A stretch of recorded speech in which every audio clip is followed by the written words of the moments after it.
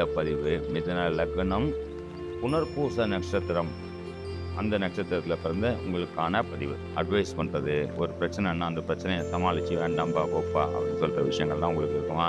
100% உங்களுக்கு இருக்கும். அம்மாவுக்கும் மனைவி கணவனுக்கும் உண்டான ஒரு சில கருத்து வேறுபாடுகள் இருக்கும். உங்களுடைய கர்மா, உங்களுடைய பிறவி, இந்த ஜென்மத்தில் பிறந்தவங்க இல்லையா, இதுக்கு உண்டான கர்மாவை கழிக்கிறதுக்கு எந்த கோவிலுக்கு போகலாம், என்ன பரிகாரம் பண்ணலாம்?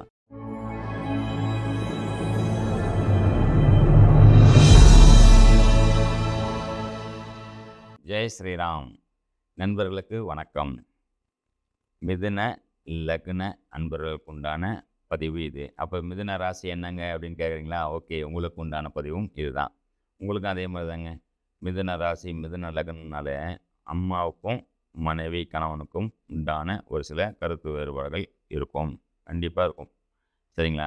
அதே நேரத்தில் இந்த பதிவு மிதுன லக்னம் புனர்பூச நட்சத்திரம், அந்த நட்சத்திரத்தில் பிறந்த உங்களுக்கான பதிவு. புனர்பூச நட்சத்திரம் போது ஜென்ம நட்சத்திரத்துக்கும் நீங்கள் எடுத்துக்கலாம் அதை. ஆனால் 100% லக்ன ஆரம்ப முனை. ஒரு லக்ன ஆரம்ப முனைனா உங்களுக்கு தெரியலையா? பிரச்சனை இல்லை, உங்கள் ஜாதக புக்கை கையில் எடுங்க. அதில் ஒரு கோடு 2 கோடு போட்டு லான்னு போட்டிருப்பாங்க. இல்லைங்க எனக்கு அதுவும் தெரியலங்க அப்படின்றீங்களா? ஒன்றும் பிரச்சனை இல்லை. நம்மளுடைய அஸ்ட்ரோ நிவர்த்தி ஆப்பை கூகுள் ப்ளே ஸ்டோர்லேருந்து டவுன்லோட் பண்ணுங்கள். உங்களுடைய date of birth, time of birth அதை என்ட்ரி பண்ணுங்கள். கரெக்டாக உங்கள் ஜாதகம் ஜென்ரேட் ஆயிரும். அதில் பாருங்கள், அப்படியே ஸ்க்ரோல் பண்ணி கீழே பார்த்தீங்கன்னா அதில் லக்னம் அப்படின்னு போட்டு மிதுன லக்னம் அப்படின்னு விழுந்துருக்கோம் இல்லையா? அதில் பார்த்தீங்கன்னா புனர்பூச நட்சத்திரம் 1ஆம் பாதம், 2ஆம் பாதம், 3ஆம் பாதம் வரைக்கும் இதில் இருக்கும், மிதுன லக்னத்தில் இருக்கும். ஏற்கனவே அங்கே இன்னொரு எத்தனை பாதம் இருக்குது? இன்னொரு 6 பாதம் இருக்குது. அதாவது சித்திரை நட்சத்திரம் 3, 4, திருவாதிரை நட்சத்திரம் 4 பாதங்கள் இருக்கும். அதுக்குண்டான பதிவு வேறு இதில் போய் அடுத்து இதுக்கு முன்னாடி உள்ள பதிவில் நான் கொடுத்துருக்கேன். தேவைப்படுறவங்க முன்னாடி உள்ள சேனல்லையும் போய் பார்த்துக்கலாம், நம்ம வீடியோவும் பார்த்துக்கலாம். உங்களுக்கு உண்டான பதிவு புனர்பூச நட்சத்திரம் உண்டான பதிவு. சரிங்களா? புனர்பூச நட்சத்திரனால சொல்லும்போது டக்குன்னு ஒரு ஞாபகம் வரும். என்ன ஞாபகம் வரும்? ஸ்ரீராமர் பிறந்த நட்சத்திரம் அப்படின்னு சொல்லப்பட்டிருக்கு. புனர்பூச நட்சத்திரம் ஸ்ரீராமர் பிறந்த நட்சத்திரம். அவர் கடக லக்னத்தில் பிறந்திருக்கார், 4ஆம் பாதத்தில். இருந்தாலும் அந்த புனர்பூச நட்சத்திரத்துக்கு உண்டான குருவின் தன்மை கண்டிப்பாக உங்களுக்கு இருங்க. புனர்பூச நட்சத்திரம்னு பார்த்தீங்கன்னா குருவுடைய நட்சத்திரமாக சொல்லப்பட்டிருக்கு. அப்போ குரு தன்மை உங்களுக்கு இருக்குமா? கண்டிப்பாக இருக்கும். அடுத்தவங்களை அனுசரித்து போகிறது, அடுத்தவங்களுக்கு ஒரு அட்வைஸ் பண்ணுறது, ஒரு பிரச்சனைன்னா அந்த பிரச்சனையை சமாளித்து வேண்டாம்பா போப்பா அப்படின்னு சொல்கிற விஷயங்கள்லாம் உங்களுக்கு இருக்குமா? 100% உங்களுக்கு இருக்கும். இந்த பதிவு எதுக்குன்னு பார்த்தீங்கன்னா, உங்களுடைய கர்மா, உங்களுடைய பிறவி, இந்த ஜென்மத்தில் பிறந்தவங்க இல்லையா, இதுக்கு உண்டான கர்மாவை கழிக்கிறதுக்கு எந்த கோவிலுக்கு போகலாம், என்ன பரிகாரம் பண்ணலாம், அடுத்தது என்ன பண்ணலாம், என்ன வேணும்? பணம் வேணும் இல்லையா? அப்போது பொருளாதார மேம்பாட்டுக்கு என்ன பரிகாரம் பண்ணலாம், என்ன கோவிலுக்கு போகலாம் அப்படின்றதுக்காகவும், கடன் நிவர்த்தி அப்படிங்கும்போது, கடன் நிவர்த்தினா எந்த லக்னமோனா இருக்கட்டுங்க, கடன் நிவர்த்தி ஆகுனா குலதெய்வத்தை பிடிச்சிக்கலாங்க. 6ஆம் பாவத்தின் 12ஆம் பாவமாக குலதெய்வம் வரும். அப்போ குலதெய்வ கோவிலுக்கு ரெகுலராக போயிட்டு அபிஷேகம் பண்ணுறது, துணி எடுத்து கொடுக்கறது, குலதெய்வம் எந்த குலதெய்வம் வேணா இருக்கட்டும், துணி எடுத்து கொடுக்கறது, அன்னதானம் பண்ணுறது, இந்த விஷயம்லாம் பண்ணும்போது கண்டிப்பாக கடன் நிவர்த்தி அப்படின்றது குலதெய்வத்துக்கு நம்ம வந்துடும்.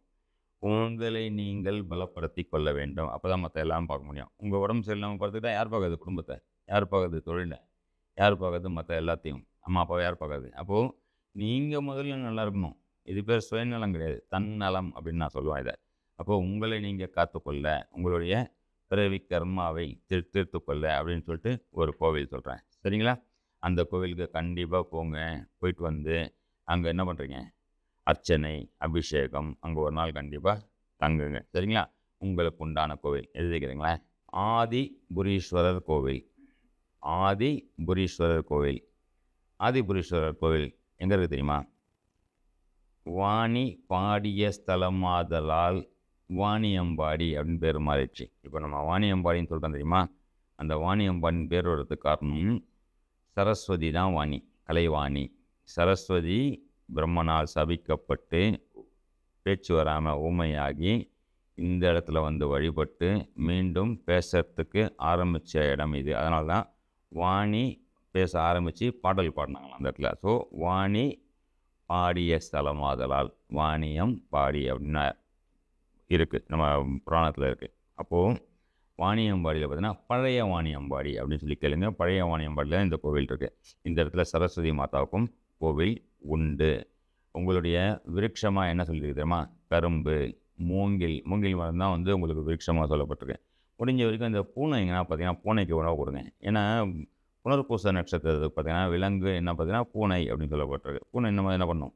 அது பாட்டுக்கு வரும். எங்கே வேணா பூந்து போகும். எங்கே வேணா வரும். அங்கே போகும், இங்கே போகும். இந்த மாதிரி சுற்றி வர வேலை தான் உங்களுக்கு இருக்கும். அந்த சுபாவம் உங்களுக்கு இருக்கும். சரிங்களா?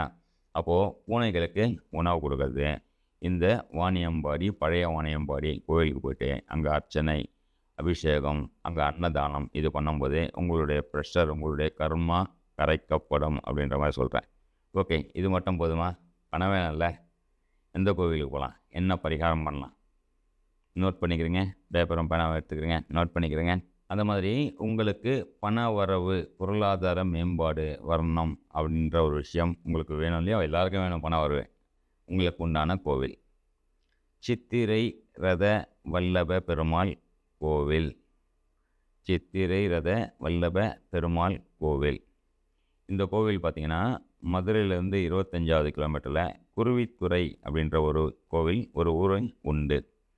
இந்த ஊரில் பார்த்திங்கன்னா வைகை ஆற்று கரையில் இந்த கோவில் உண்டு. குரு பகவான் வந்து தவம் இருந்து அவருடைய மகனை மீட்டின மாதிரி அந்த இடத்துல தலப்புராணம் உண்டு. சரிங்களா? கண்டிப்பாக இந்த கோவிலுக்கு போயிட்டு வாங்க. அங்கே அபிஷேகம் பண்ணுறது, அன்னதானம் பண்ணுறது, வஸ்திர தானம் பண்ணுறது, இந்த விஷயங்கள்லாம் பண்ணுங்க. சரிங்களா? கண்டிப்பாக உங்களுக்கு பொருளாதாரம் பெருகும். மெயினாக புனர்பூச நட்சத்திரம் 1ஆம் பாதம், 2ஆம் பாதம், 3ஆம் பாதம் இருக்கிற லக்ன ஆரம்ப முனை இருக்கவங்களுக்கு இந்த பரிகாரத்தை சொல்லிட்டேன். உங்களுக்கு இன்னொரு எக்ஸ்ட்ரா ஒரு டிப்ஸ் பரிகாரமாக சொல்கிறேன்னே. இந்த வில்வம் இருக்குது பார்த்தீங்களா? வில்வம் எங்கே போனாலும் வில்வத்தை பார்த்தீங்கன்னு வச்சுங்களேன், கண்டிப்பாக வில்வம் வாங்கி பக்கத்தில் இருக்க ஏதாவது சிவன் கோயில் 10 ரூபாய்க்கு 60 ரூபாய்க்கோ வில்வத்தை வாங்கி கொடுத்துருவாங்க. பொருளாதாரம் டக்குன்னு மேலே வருங்க. இவ்வளோ தூரம் போக முடியலைங்க, என்னால் வசதி வாய்ப்பு இல்லைங்க, டைம் இல்லையே அப்படின்ட்டுங்களா, வில்வம் வாங்கி சிவன் கோயிலுக்கு நீங்கள் கொடுத்து பாருங்களேன், டக்குன்னு பொருளாதார உயர்வு வரும். சரிங்களா? பொருளாதாரம் வந்தால் குடும்பம் நல்லா இருக்கும், கடன் நிவர்த்தி பண்ணலாம், படிக்கலாம், குழந்தைங்களை நல்லபடி பார்த்துக்கலாம், தொழில் நல்லா பண்ணலாம் இல்லைங்களா? வாழ்க்கையில் அனைத்து சுகங்களும் அனைத்து முன்னேற்றங்களும் பெற்று நல்லா இருக்கணும் நீங்கள் அப்படின்னு இறைவனை வேண்டிக்கிறேன். வணக்கம், நன்றி, ஜெய் ஸ்ரீராம்.